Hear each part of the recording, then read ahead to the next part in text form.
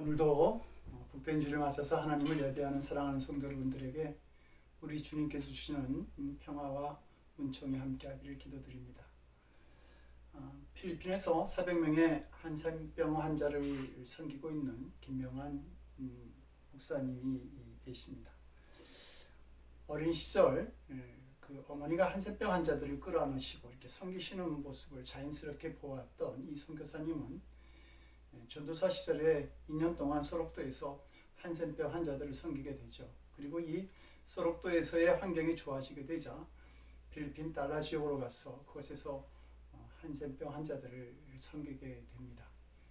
그 사역을 하면서 세례를 주던 중에 권총을 든 강도가 들어와서 위협하는 일을 겪기도 하고 또 시체를 유기한다라고 하는 어떤 그런 소문 때문에 어려움을 많이 겪기도 했습니다. 그럼에도 불구하고 이분은 이 사역을 멈추지 않았는데 그것은 그의 어떤 사역의 모델이 그 19세기에 하와이에서 한센병 환자들을 돌보시다가 돌아가신 그 데미안 신부가 그의 사역의 모델이었기 때문이죠. 그래서 그는 간혹 하나님 제가 문둥병이 걸려서 죽어도 좋사오니 그 은혜를 제게 달라고 그렇게 기도하기도 했습니다. 이런 열정에 감동되어서 그의 아내가 간호사로서 같이 그 사역을 하고 동생도 목사 안수를 받고 그 한센인들을 섬기는 사역에 동참하고 또 어머니 아버지도 그 지역에 와서 같이 한센인들을 섬기게 됩니다. 2012년 그가 한센병 환자들을 섬기다가 너무 몸이 힘들어하니까 어머니가 그를 위해서 음식을 만들어 주시려고 했는데 그만 가스통이 터지는 바람에 어머니가 돌아가시기도 하죠. 그럼에도 불구하고 그는 이 한센병 환자를 섬기는 일을 포기하지 않고 계속하고 있습니다. 그가 이런 그 섬김의 자리에 들어가고 포기하지 않았던 것은 그곳에 정말 믿는 자의 본이 있고 또 성도의 보람과 기쁨과 만족이 그곳에 있었기 때문입니다. 무엇보다도 그 섬김의 삶 속에 길이요 진리요 생명이 되시는 예수님의 모습이 담겨져 있기 때문입니다. 오늘 본문은 예수님이 제자들과 마지막 만찬을 하신 말씀이 기록되어 있습니다. 이스라엘은 사막지대라서 밖에 나갔다 오면 손과 발을 씻지 않고는 식사를 할 수가 없었습니다. 그래서 외출하고 돌아오면 반드시 발을 씻었는데 특히 만찬의 자리에서는 그 주인이 종으로 하여금 손님들의 발을 씻기게 했죠. 그리고 그 일은 가장 밑에 있는 종이 그 일을 했습니다. 그래서 보통 외국에서 잡혀온 노예들이 그 일을 했던 것이죠. 그런데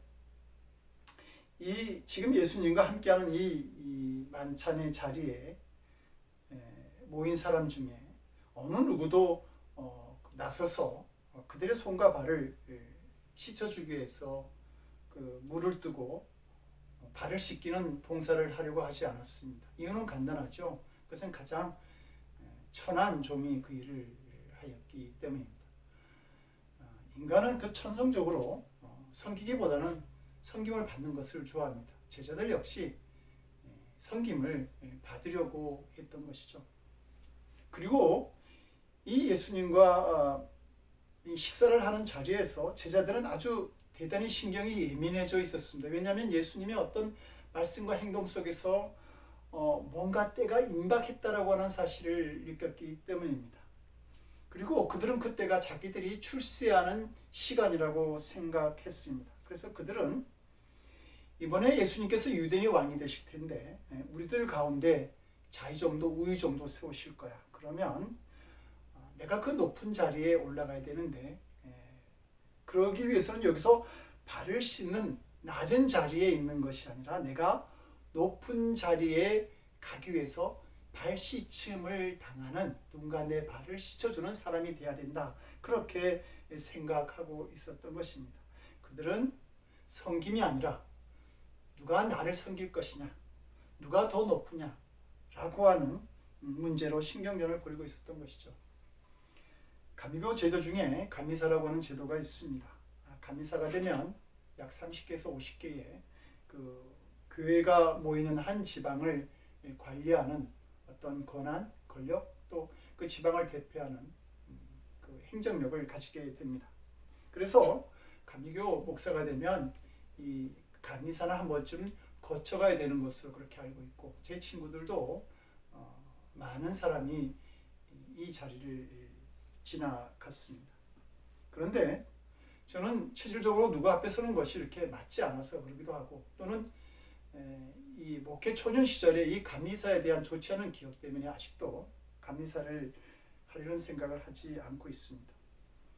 제가 목회 나온 지 얼마 되지 않았을 때에 지방회가 열렸습니다. 그곳에는 지방에 있는 목사님들, 장로님들, 그리고 각 교회를 대표하는 성도들이 모여서 지방의 행정을 처리하게 되죠.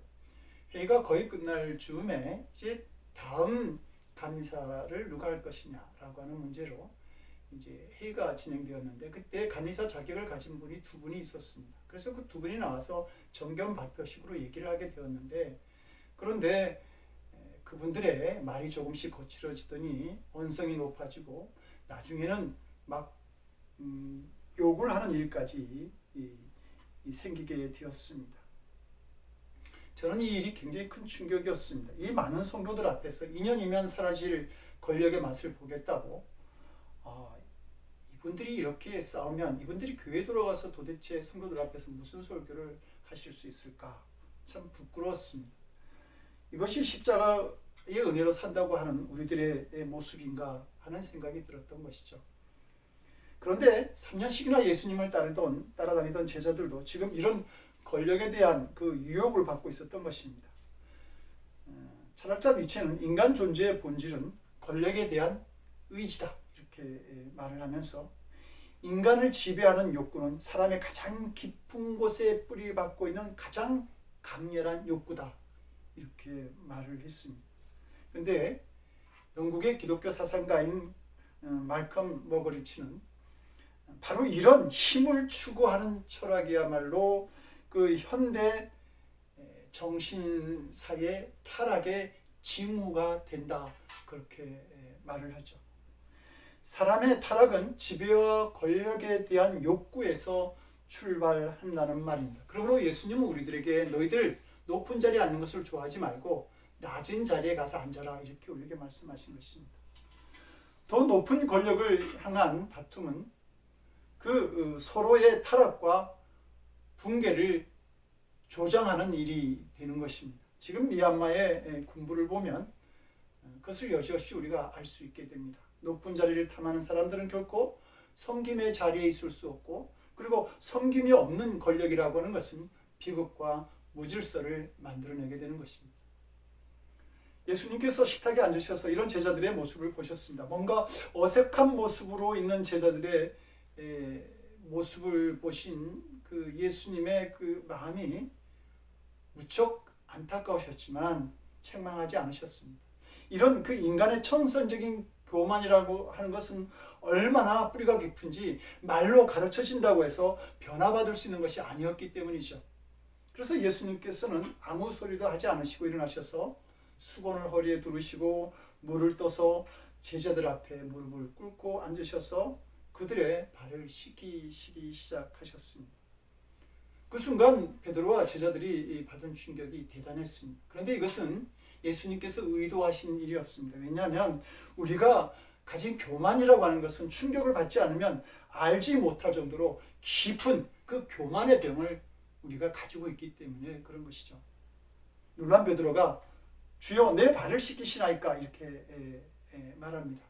노예가 하는 일을 예수님이 하시는 것도 참 당황스러운 일인데, 스스로 모시는 예수님이 자기들의 발을 씻기시고 수건으로 닦으시는 이런 일을 보면서 좀 전까지만 해도 누가 크냐고 언쟁했던 자신들의 모습이 참으로 부끄러운 생각이 들었던 것입니다.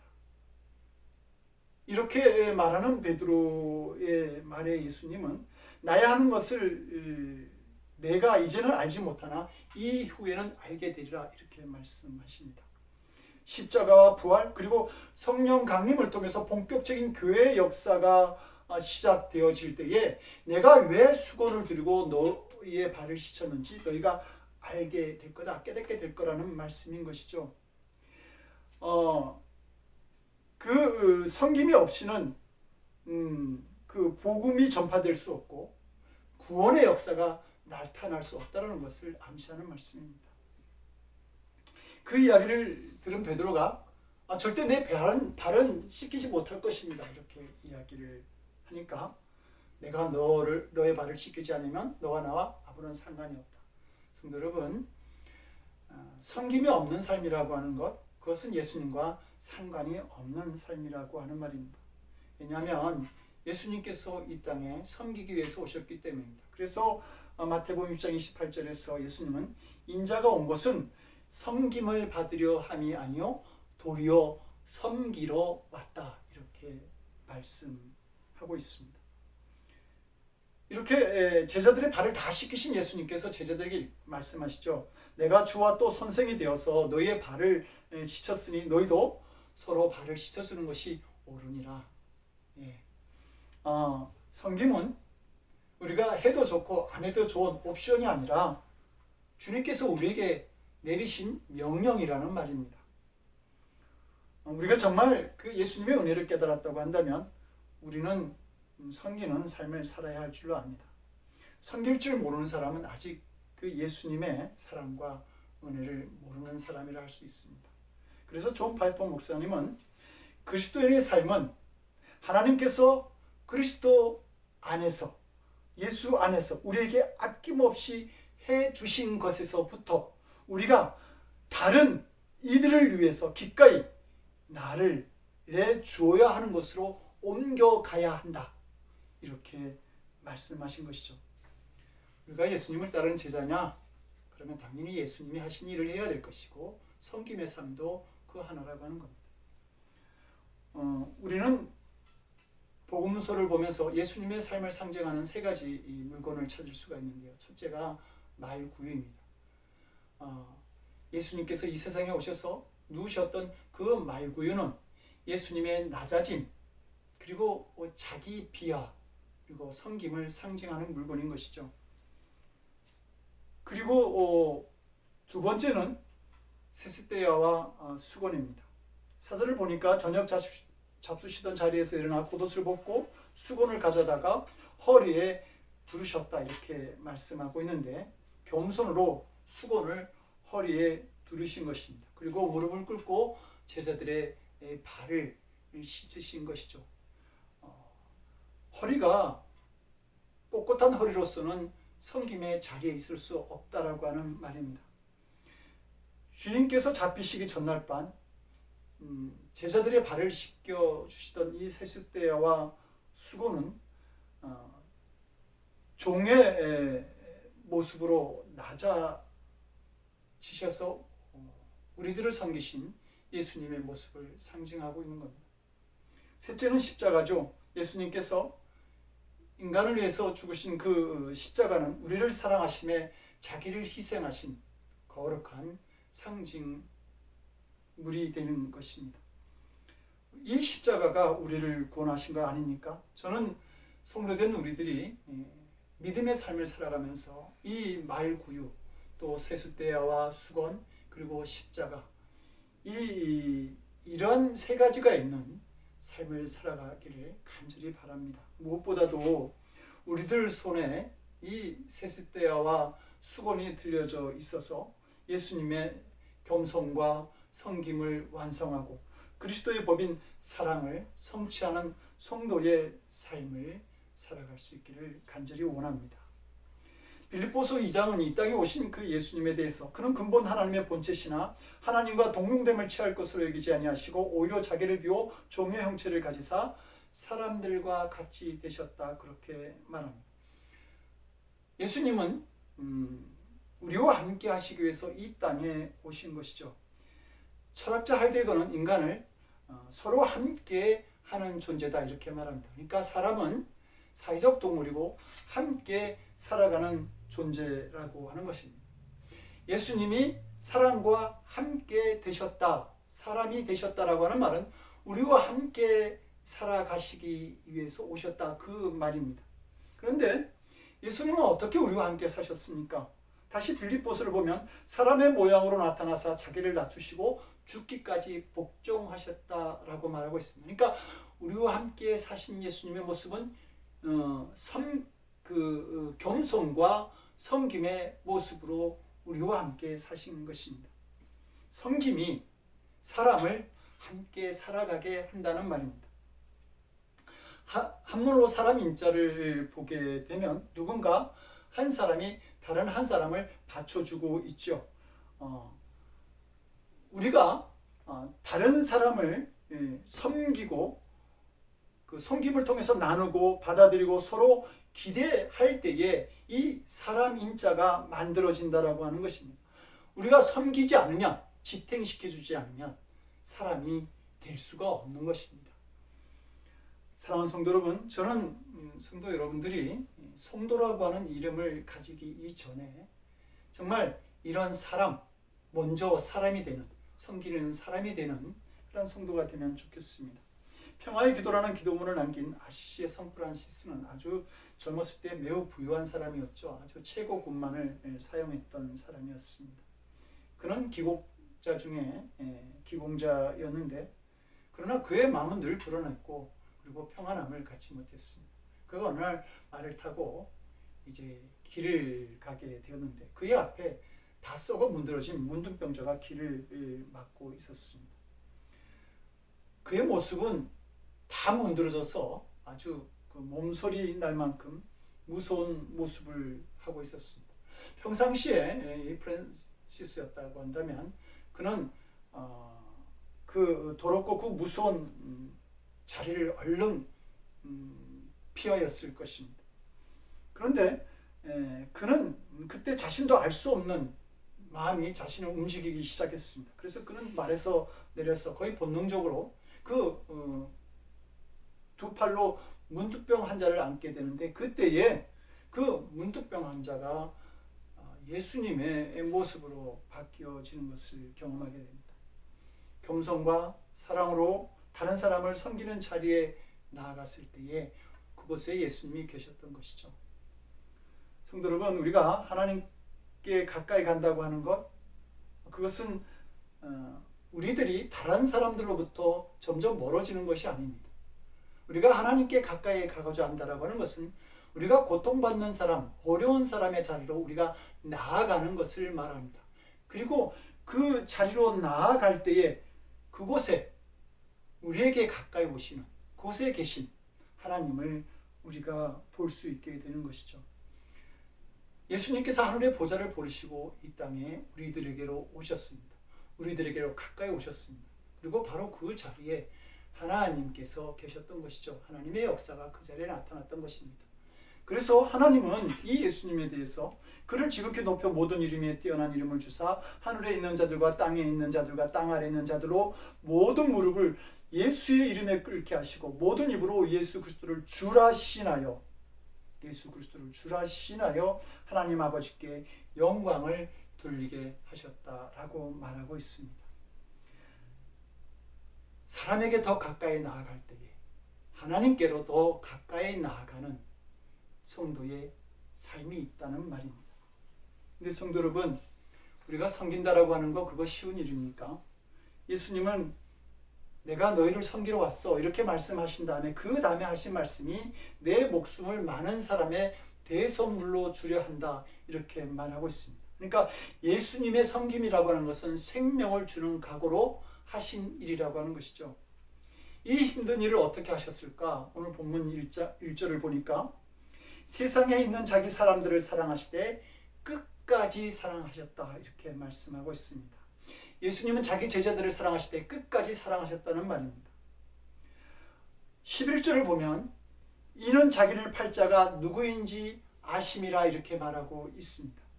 그리고 30절을 보니까 유다가 그 조각을 받고 곧 나가니 밤이러라 이렇게 말씀하고 있죠. 그러니까 그 자리에 예수님이 제자들을 발을 씻겨주는 자리에 예수님을 배반하고 팔려고 했던 가룟 유다가 그 자리에 있었고 예수님은 그 가룟 유다의 발까지 다 씻겨 주신 것입니다. 예수님을 팔려는 가룟 유다, 또 예수님의 죽음 앞에 누가 높은가 하고 세상의 권력이나 탐하는 정말 사랑할 만한 구석을 찾을 수 없는 그런 그 제자들임에도 불구하고 예수님은 그들을 끝까지 사랑하신 것입니다. 이 예수님이 나중에 이 끝까지 사랑에 대해서 요한복음 15장 13절에서 다시 말씀하시는데요. 사람이 친구를 위하여 자기 목숨을 버리면 이보다 더 큰 사랑이 없다, 이렇게 말하고 있습니다. 그러니까 자기 목숨을 주는 사랑, 대속물로 주시는 십자가의 그 사랑이 끝까지 사랑하는 것이다, 이렇게 예수님은 말씀하신 것이죠. 그리고 마지막까지 정말 끝까지 그 십자가의 길을 걸어가셨던 것을 볼 수 있습니다. 저희 부부가 아이 셋을 키울 때에 그 시중에서 파는 기저귀가 아이의 피부를 무르게 한다고 해서 대부분 청기저귀를 사용해서 아이들을 키웠는데요. 청기저귀의 문제는 빨대입니다. 청기저귀에 묻은 얼룩이 잘 지워지지도 않고 또 거기에 묻은 그 똥냄새가 참 지독해서 저는 그 청기저귀를 빨 때 가끔가다 코를 막고 그 오물을 치워냈던 기억이 있습니다. 그런데 이 청기저귀보다 더 악취나고 냄새나고 더러운 것은 죄인들을 볼 때입니다. 더러운 것 중에 가장 더러운 것은 죄로 가득 찬 사람의 마음이기 때문에 그런 것이죠. 성도 여러분, 죄인 받아주기 쉽습니까? 보통 어려운 일이 아닙니다. 여러분에게 죄 지은 그 죄인이 앞에 있다고, 여러분에게 죄 지은 죄인이 앞에 있다고 생각해 보십시오. 그 죄인을 씻어주는 것이 얼마나 어려운지 모릅니다. 그 죄인을 섬긴다고 하는 것, 그것은 더더욱 어려운 일이겠죠. 이렇게 사람의 힘으로 할 수 없는 이 섬김의 일은 오직 나를 구원하시기 위해서, 나를 사랑하셔서 자신의 생명을 내어주신 예수 그리스도의 사랑을 경험할 때에 그 일이 가능하여지는 일입니다. 마태복음 7장을 보면 예수님이 어찌하여 형제의 눈 속에 있는 티는 보고 내 눈 속에 있는 들보는 깨닫지 못하느냐. 보라, 내 눈 속에 들보가 있는데 어찌하여 형제에게 말하기를 나로 내 눈 속에 있는 티를 빼게 하라 하겠느냐. 이렇게 말씀하시면서 외식하는 자여, 먼저 내 눈 속에서 들보를 빼어라, 이렇게 말씀하고 있습니다. 근데 어떤 주석가는 그 형제의 눈 속에 있는 티와 자신에게 있는 들보에 대해서 주석하기를, 형제의 눈 속에 있는 티라고 하는 것은 욕심, 다툼, 거짓, 간음, 살인과 같은 죄라고 한다면 내 눈 속에 있는 들보는 사랑이 없는 죄다, 이렇게 주석을 하였습니다. 왜냐하면 성경은 사랑은 허다한 허물을 덮는다라고 말하고 있기 때문입니다. 죄를 용서하고 섬길 수 있는 그 능력은 나를 구원하신 예수님의 사랑을 경험할 때 그것이 가능하다라고 하는 말이죠. 그런데 우리는 구원받았다고 하면서 예수님의 사랑을, 그 사랑의 은혜를 누리지 못할 때가 많이 있습니다. 근데 우리가 구원받았다고 하면서 예수님의 사랑을 경험하지 못한다고 한다면 그것은 영적 질병에 걸린 것이죠. 그렇다고 한다면 그 예수님의 은혜를 깨닫지 못한 사람은 참된 섬김의 자리로 나아갈 수 없을 것입니다. 예수님은 십자가의 죽음을 앞두시고 허리를 굽혀서 손수 대야에 손을 넣어 제자들의 발을 씻겨 주셨습니다. 그러시면서 내가 너희의 발을 씻겼으니 너희도 서로 발을 씻기는 것이 옳으니라.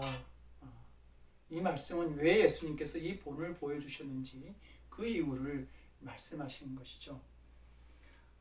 예수님께서 이 세상에 구세주로 오셔서 십자가에 죽으시기까지 겸손하게 그 죄인들을 섬기고 사랑하신 것처럼 우리도 그 예수님의 삶이 우리들 삶에서 나타나기를 원합니다. 그 허다한 죄와 허물을 덮을 수 있는 그 사랑을 가지고 죄인들을 감싸 안아주고, 그리고 마지막까지 정말 나에게 죄를 지은 죄인까지도 섬길 수 있는 성도의 삶을 살아갈 수 있기를 주님의 이름으로 간절히 축원드립니다. 기도하시겠습니다. 섬기러 오셨다고, 그리고 내 목숨까지 주면서 섬기기를 원하신다고 말씀하신 주님. 섬기는 삶이 힘들고 어렵지만 그러나 사랑으로 섬길 수 있는 그 은혜를 가진 저희들이 될 수 있도록 주여 도와주시옵소서. 이제는 성부, 성자, 성령 삼위일체 하나님의 거룩하신 은총과 역사하심이 섬김의 삶을 통해서 예수님을 닮아가기를 원하는 거룩한 성도들 머리 위에, 저들의 가정과 저들의 삶과 저들의 일터 위에 지금부터 영원토록 함께 하옵시기를 간절히 축원하옵나이다. 아멘.